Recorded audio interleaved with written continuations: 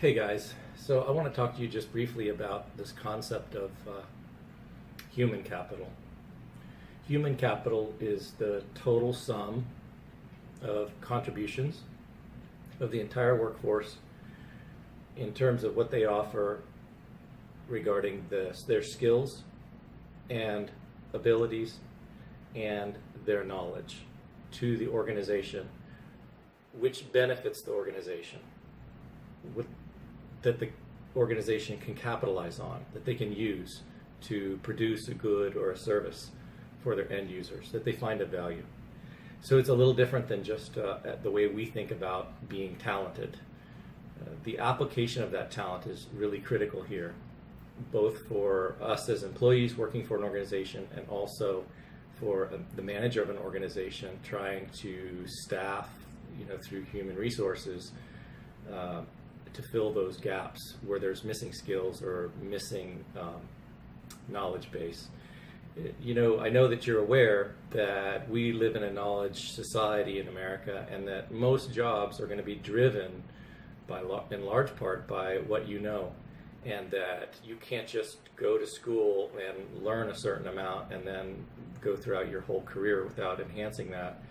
A career is built upon constant exploration and constant renewal and constant growth, both intellectually and in terms of just the skill set that you have, what you can do.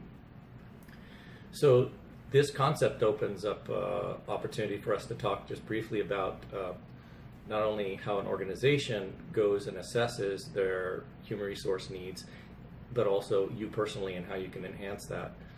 An organization is going to look at the total sum of everyone that they have, either in an organization-wide basis or in terms of just maybe a subgroup, like a accounting department or something like that. They're going to assess what are the total skill sets that we have and what's the total knowledge that we have, and then where are their gaps, and they'll go out and recruit and hire new employees or retrain and encourage retraining of existing employees to fill those gaps where you can't afford to just hire more people. So you'll be involved in that as a manager at some point or another, at least in your planning. You'll look at who you have and what their skills are and what their knowledge is, and then by and large that determines what you can accomplish. If you don't have someone that has the knowledge and the skills in a particular area, then you can't branch out into that area. You have to develop those skills in your workforce. You have to go out into the workforce and hire new people. In terms of your own career progress, I'd encourage you to think about balancing your skills and your knowledge so that they match the organization's needs, wants, desires, which is going to make you more valuable to them, which is going to translate to higher salary, to more job opportunities for promotion, responsibility, resource allocation in the organization, and so forth. And also, of course, in the long term, presumably will lead to a higher compensation package for you. So how might you do that?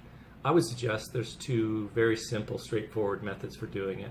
One is you can just take stock, sort of take an inventory of what the skill sets are and what the knowledge base is in your organization and where you're going in the future. If you can assess that and fill those gaps. So if you know that technology is going in a certain direction, or you believe it is, you can prepare yourself by acquiring new knowledge.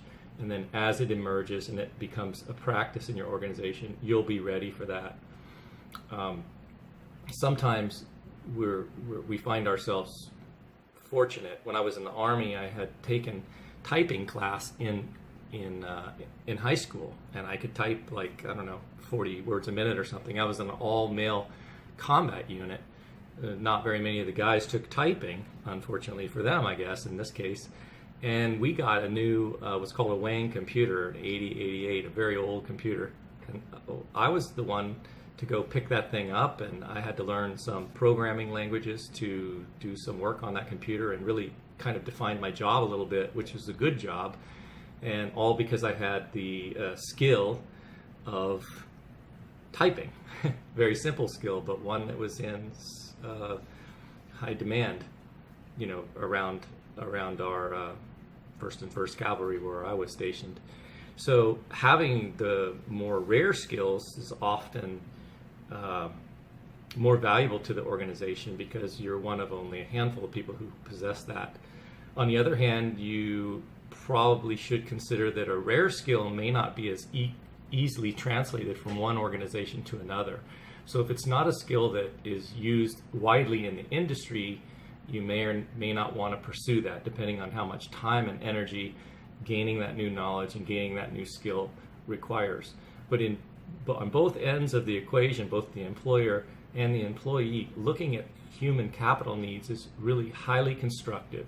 And I encourage you to think about that as you're making your way through this textbook and thinking about these concepts, and also as you're preparing yourself in schooling for a career. It's good to have an undergraduate bachelor's degree in business, whatever your major is, but there's something beyond that. Getting some kind of specialized knowledge and specialized skills is often a key to a highly successful career. So I'd encourage you to be contemplative about that, really consider that. Finally, I just want to point out that your book doesn't do a great job in this particular instance of highlighting this concept. I'm making this video for you, so I've sort of highlighted it, but there are probably portions of the text where you see a heading like talent and you're quick to skip through it because you think, I already know what that is about. But if you did that, you'd miss the deeper concept, So really, the book is parsimonious. It says just what it needs to say and not a whole lot more. It was really designed that way. And it was designed that way so that you wouldn't be distracted by lots of call-out boxes and practical examples and all sorts of stuff that most students tend to just skip as they're reading anyway.